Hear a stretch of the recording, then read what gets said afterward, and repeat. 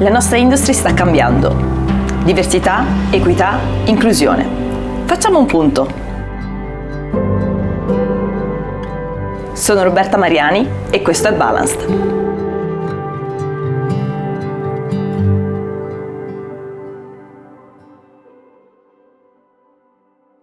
Welcome to another episode of Balance.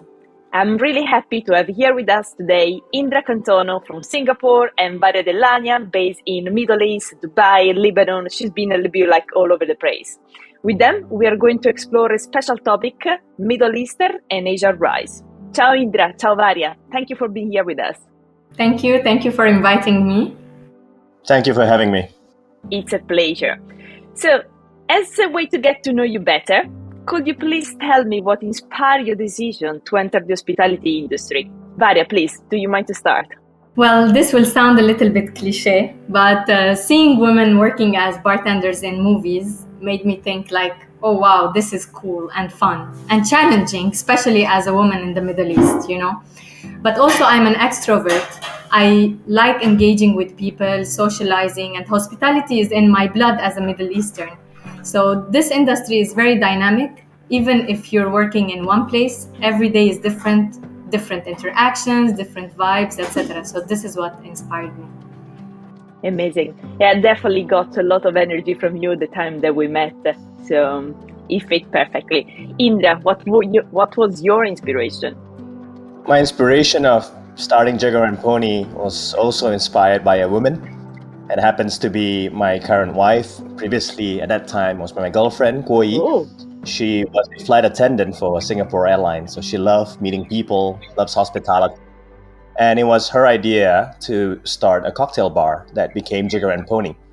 I started out just helping out on the side, but then I enjoyed more and more, and I started to discover that I really like hanging around bars and helping out around bars. And we have since now been 11 years together in the business and growing our business together here in Singapore. Wow, amazing story. I didn't know about it.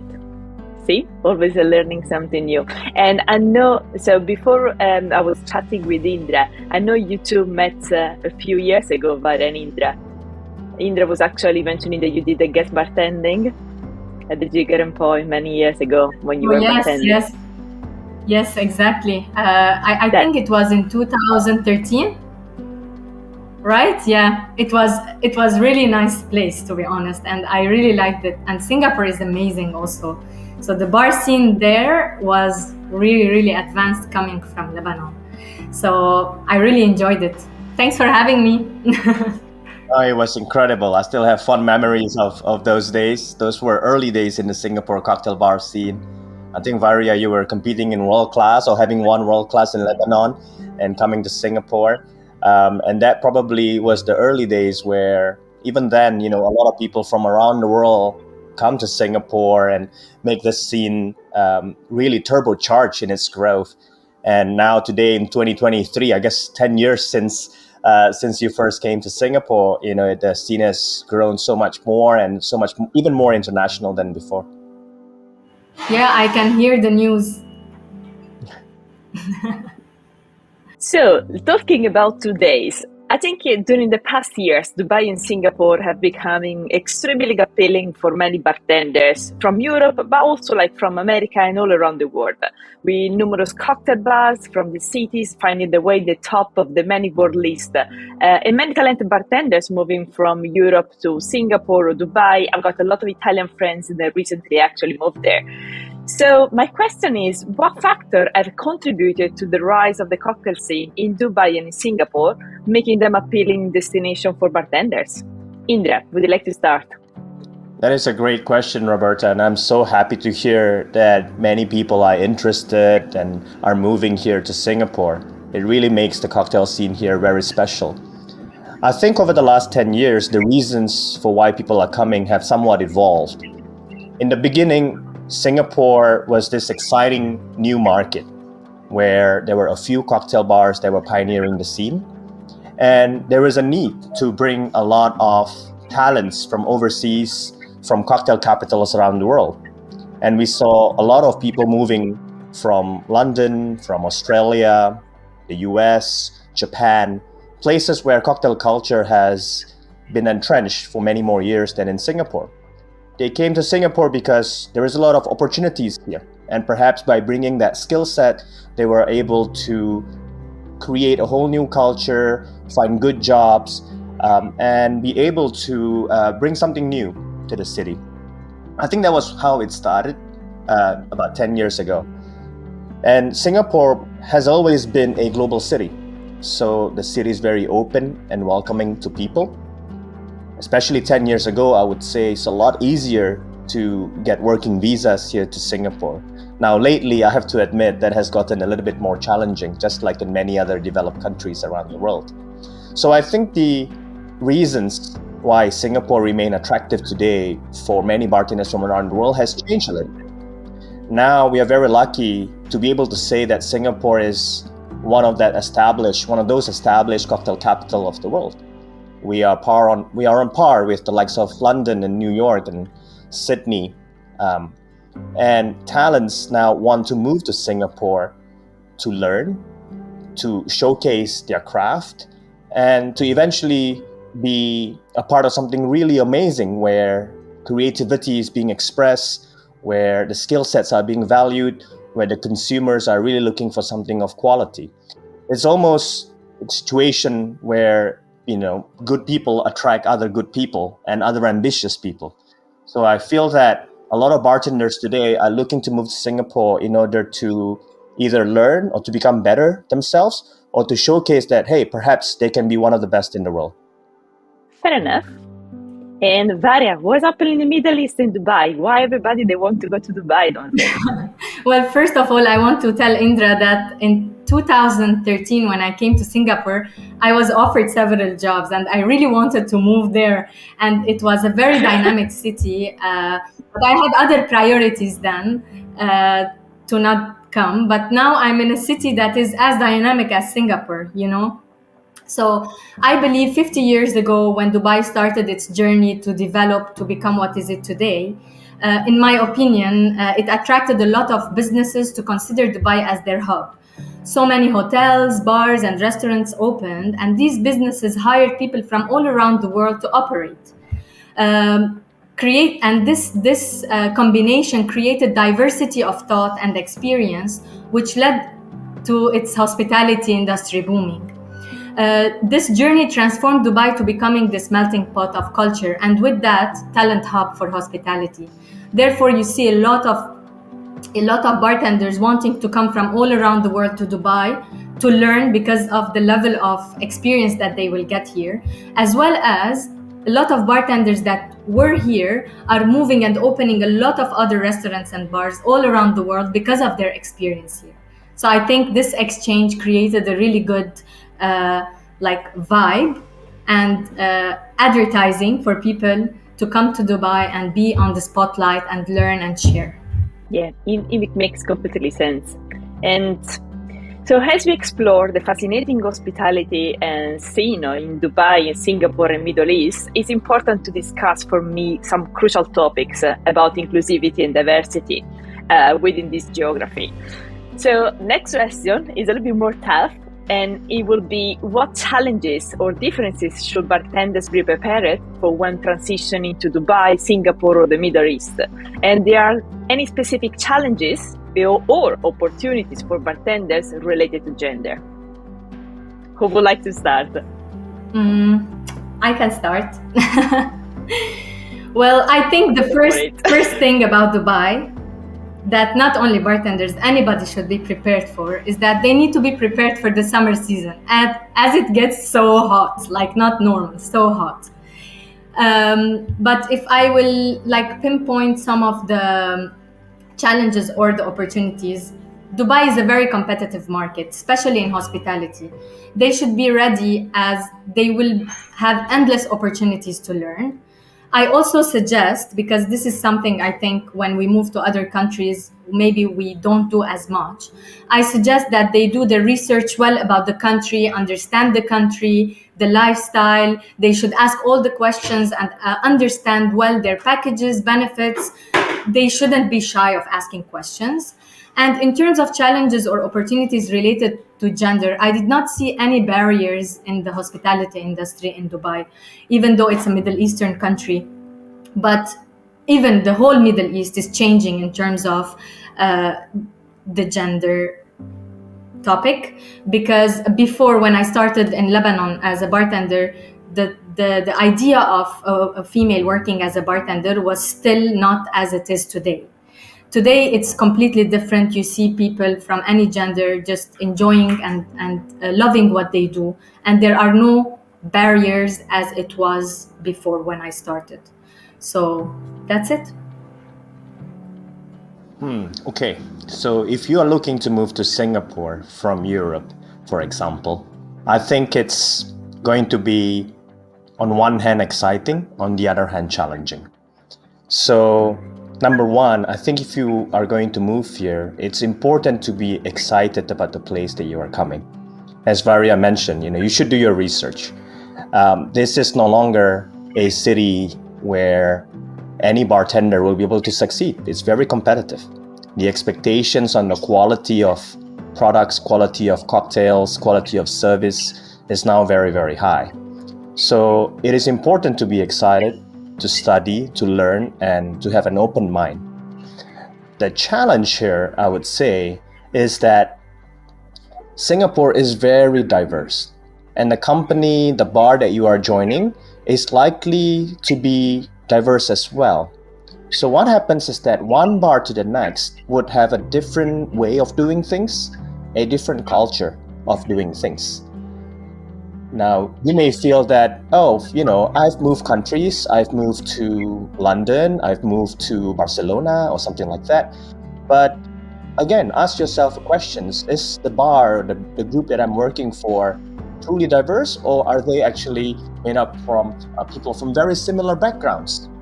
Because once you come to Singapore, one of the things that I think shocks a lot of people is just that, oh my God, I thought I know how to do bartending, and how come this bar is doing things very differently? Now, if you remember, I mentioned that in the beginning, Singapore was importing ideas from the US, Japan, Australia, and Europe, and all over. So what that means is that you may have a bar that has a very Japanese culture on one hand, where there is a lot of level of discipline, there is a lot of attention to detail. And then you may have a bar with an Australian bar manager that perhaps started the bar that really wants to have that laid-back hospitality, whereas about you and the customers being on equal planes, how's it going, mate, that kind of friendliness, right? So all of these may be surprising to a lot of people. So it's important to come in with an open idea. I'll give you a little story. Right now, he's our assistant beverage director, so I guess number 2 in the bar team. Previously, he was the bar manager at Jigger and Pony. His name is Giovanni Graziade. So he's Italian. I know many of the viewers may be Italian of background too. He moved to London and he worked with amazing bars there in London, like 69 Colebrook Row, among others. And he came to Singapore, and it was a big culture shock the first year. And it took him time in order to adjust. The way stirring cocktails are different, what is balanced is different. The martini that he likes to do, turns out it's not something that our bartenders or our customers, at least in our bar, find to their liking. So he had to adjust with open mind. Now, once he did that, then the world is your oyster. Because once you have that positive approach and welcoming approach, that's when you combine everything that you knew before with everything that you are figuring in front of you. And that's when actually Giovanni, for example, did an amazing job in creating a menu for us, in building a team within our bar that's both diverse and unique. It's nothing like anywhere else in the world. Now, that's in general about moving. To the point of gender, I think this one actually is quite interesting. Singapore, we are quite lucky, have become one of the most progressive work society in the world. This is a very small country. We only have 5 million people and we work in just one city. So we need every person, man, woman, okay, maybe not child, they shouldn't be working yet, but we need every person in this country to really contribute. So what happens is that if you are professional and if you are hardworking, we don't discriminate. We want you to do well. We want you to contribute everything.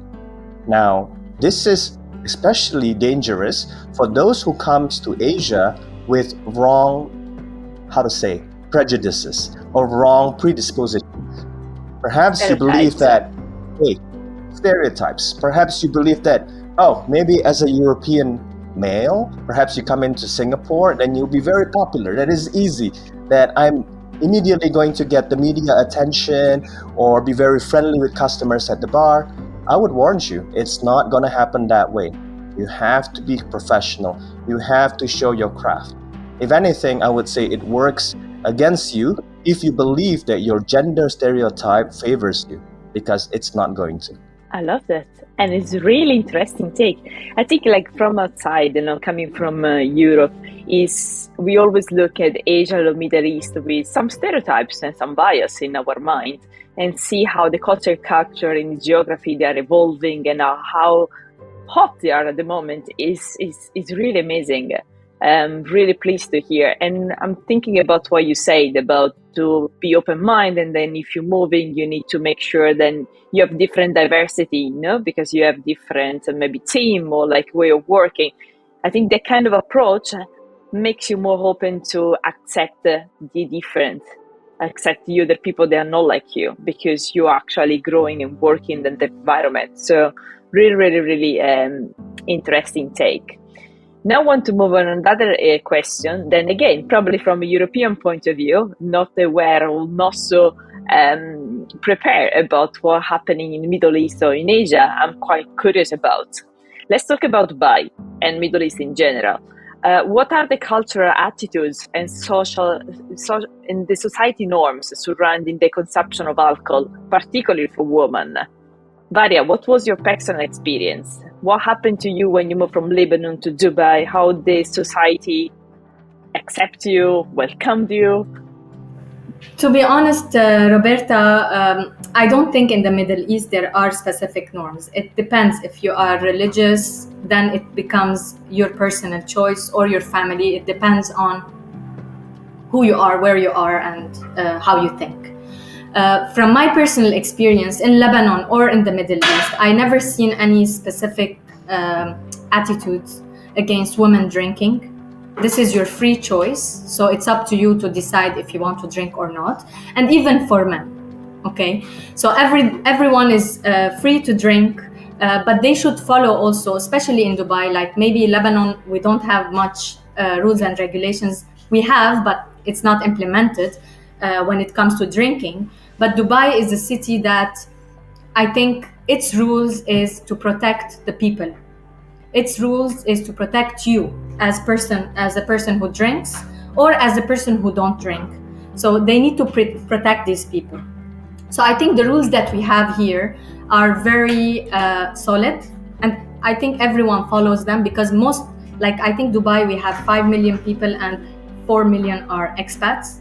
So you need to make sure that you are following the rules in the country, because the opportunities that you have in this country and the things that you will learn from this country are worth it more than a small mistake to break the rule.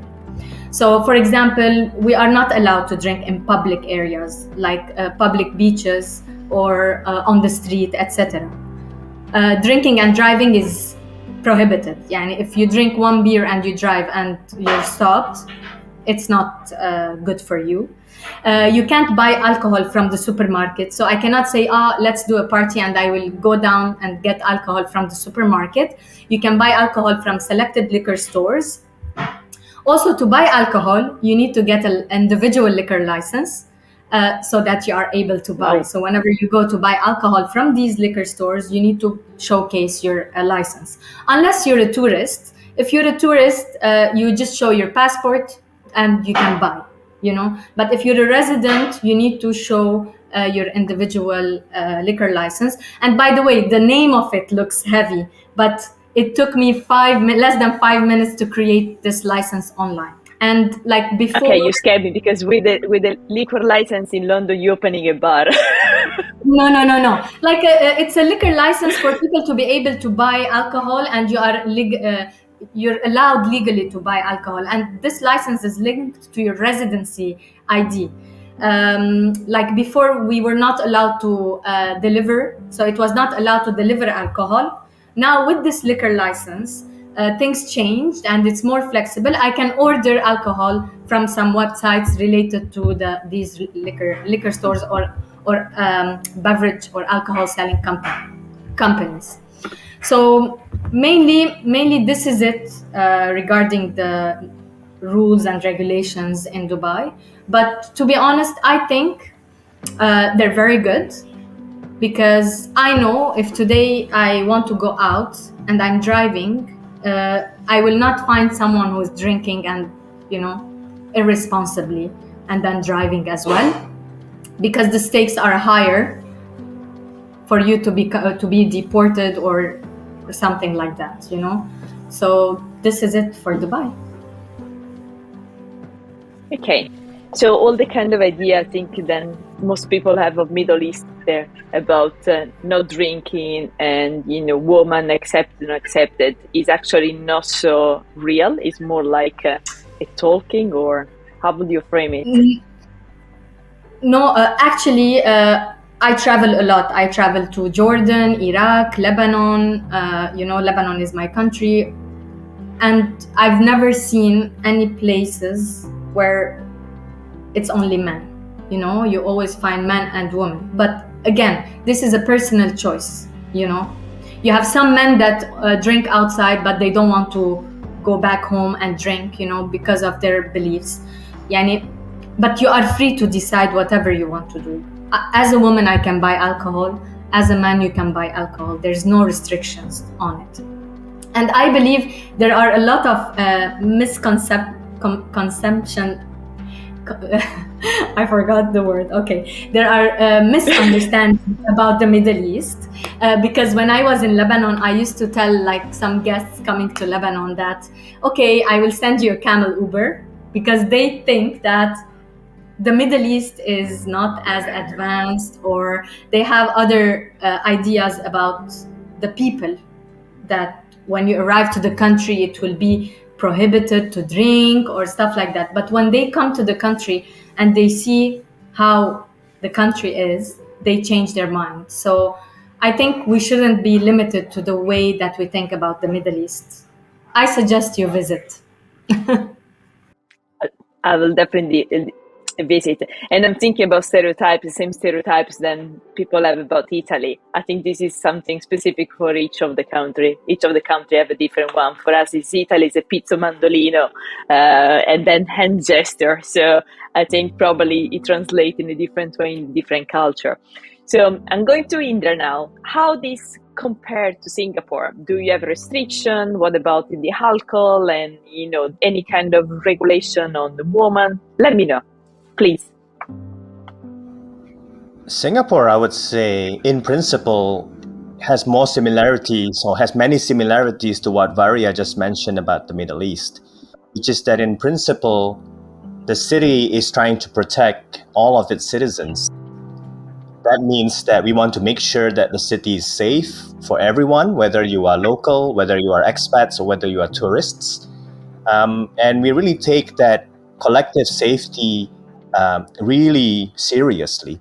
We want to make sure everybody feels safe. And in order to do that, there are rules, and the rules are very strictly enforced. So we really do not tolerate, I would say, bad behavior, drunken behavior over here. Now, we don't need a personal license. Everybody is allowed to buy alcohol after the age of 18 years old. But venues are very, very strictly regulated.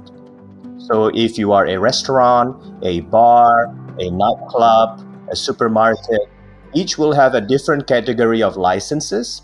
And each of these licenses would specify what they can or cannot sell. For example, some restaurants may only be able to sell beer and wine and not hard liquors. Now, operating hours is another one that's highly regulated. Some bars would be limited to just 12 midnight. Some will have a later night license and they can open until 2 a.m. or 3 a.m. And sometimes it even varies depending on the days of the week. So you can open a little bit longer on the weekend or not. Now, this is enforced very strictly. So a lot of the time, we have customers at our bar who are maybe tourists or less familiar, and they says, "Oh, come on, pour me another beer, pour me another cocktail. I know it's after your closing hours, but I'll be a quick one." And a lot of the time, it's not because of our lack of hospitality, but it's this importance over here to follow the rules. You cannot buy alcohol, any kind of alcohol, from retail shops, like let's say convenience stores, 7-Eleven or supermarkets after 10:30 p.m. And it's very, very strict about that. So all of these results in a city, I would say, where drinking is available and abundant. There are great bars and restaurants, and all of them would serve very good beverages, alcoholic and not, for you. But there is a society norm here where drunken behavior is not welcome. It is not considered acceptable for men or women to binge drink, to be sick in the side of the road, or to be creating a lot of noise, kicking down trash cans. That kind of behavior where you may say, "Hey, this is my personal right. I'm not directly hurting anybody."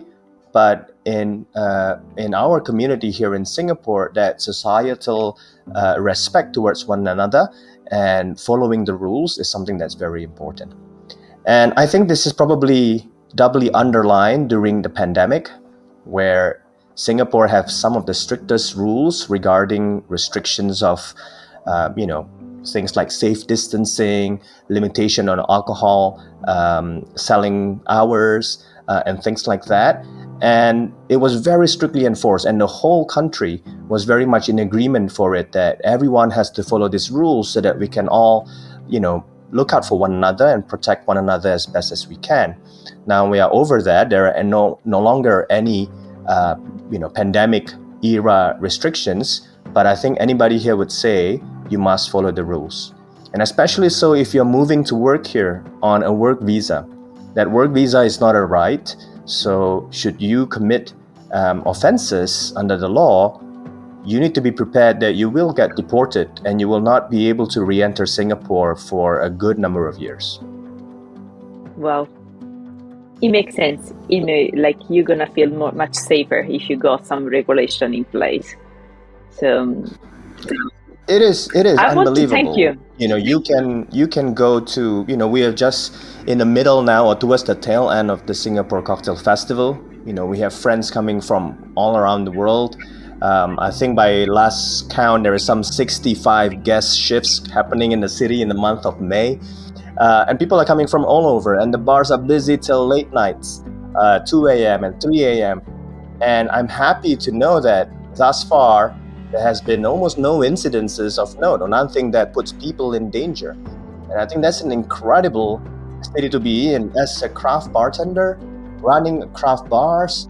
There's nothing you want more, because everybody can come and enjoy an amazing time, great cocktails, hospitality, and that community spirit that we all love around the world, without having to worry that, am I going to get taken advantage of later? Am I going to get beat up? Am I going to be, running into some drunk drivers and things like that? So to be honest, in principle, I think it's a lot similar to what Varia mentioned and in the Middle East. It's all about balance. Yeah, it's all about balance. I would like to add on what Indra said. Like, Dubai is, you feel you are very, very safe. Like for me, I can come back at 4 a.m. walking alone, and I don't feel threatened or I don't feel unsafe. Whereas in the other countries of the Middle East, like in Lebanon as well, I feel unsafe, depending on what's happening in the country, etc. So one of the things that I got used to is becoming very safe in Dubai. So whenever I travel, I feel that I'm in Dubai, and then I notice, no, Varia, you are not in Dubai. Go back to your your behavior and, making sure that you always take care of your stuff, etc. This is something that everybody says, yeah, we're used to Dubai, leaving our phones outside, going to the toilet or going to the beach, swimming while your stuff are there, because it's very safe, but you cannot do this anywhere else. So it's good in Dubai, but when you're outside Dubai and you get used to it, I don't think it's good for you.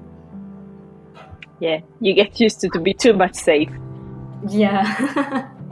Well, Indra, Varia, I want to thank you because I think today we explored a lot of the stereotypes that are connected to Asia and to the Middle East. And I'm really happy about the outcome, and actually, sharing with the rest of the world what's actually happening in the hospitality over there. And I think it's going to inspire people to think about maybe moving there, because I think a lot of the misconceptions they are around the stereotypes of these geographies, they are actually just bias and they are not reality. So thank you again for your time. I've got the last question. It's almost like now a tradition of this episode. What's your message for a younger generation looking to start a career in the hospitality and moving to Singapore or Dubai? Varia, would you like to start? I can, for sure. So I would suggest that they have an open mind, like Indra mentioned before. To have an open mind. Dubai will change your life if you let it. You will learn a lot. And when you learn, I suggest you share your knowledge and experience with others. Don't keep it to yourself, because we can only grow together.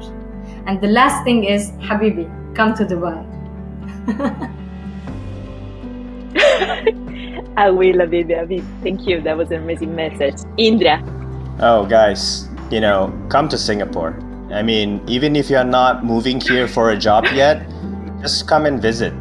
There are so many incredible bars that will blow your mind. There are so many different styles of bars, and this community will welcome you. Whether you are here for 48 hours or 48 days, we have enough bars to entertain you. Now, this year is going to be especially fun. I think there will be World's 50 Best Bars coming to Singapore. BCB is going to have an annual show in Singapore as well. And many more opportunities, I'm sure, for people to come. So that's the first step I would encourage to everyone. Come here. You will learn so much and you will meet so many people. Now, for the rest of you who are seriously thinking about a career in Singapore, explore it, right? Talk to people over here. If you are from Italy, there are Italians already working in Singapore. If you are Spaniards, if you are English, if you are Australian, Japanese, Korean, what have you, there are people already working here. Feel free to reach out to somebody you may know, somebody whom your friend may know, or even if you don't, just send your CV, right? Be prepared, read up about the bar, and send an email, send an application. I will interview you. We are always looking for people and good people to join here in Singapore. Now, if nothing else, even if that doesn't happen today, I promise you, it will still be useful and beneficial to you. It will challenge you. It will make you ask yourself, what do I want out of my career? What is important to me? As Varia mentioned, she received a few offers from Singapore before, and that forced her to think, what are my priorities right now? Right? And that may be to travel the world and to see Singapore, or there may be something else. But I think it'll always be good in your career in order to take a look and to think for yourself what's important for you. So true. Every experience is a learning opportunity.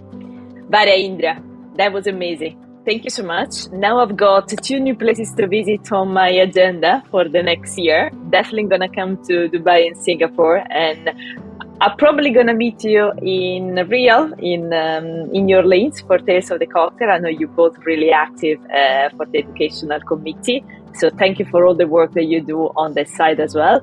And thank you for sharing your knowledge about Singapore, Dubai, and the Middle East. Really appreciate it. Thank you. Thank you, Roberta, for hosting us. And it was great to be on this interview with Indra. I felt that we are speaking about the same country between Dubai and Singapore. It's just the destination and geographically we are in a different place. I would really like to have you, Indra, in Dubai as well, and Roberta. So thank you so much for having us here. Thank you, Roberta. Thank you so much for hosting this session. And Varia, always great exchanging ideas with you. I hope to see you guys in New Orleans for Tales, or if not, in Dubai and in London or somewhere else in the world that serves good cocktails. Great. Yes. And next year I want to see you in Roma Bar Show. Thank you so much, guys. Bye. Sono Roberta Mariani e questo è Balanced.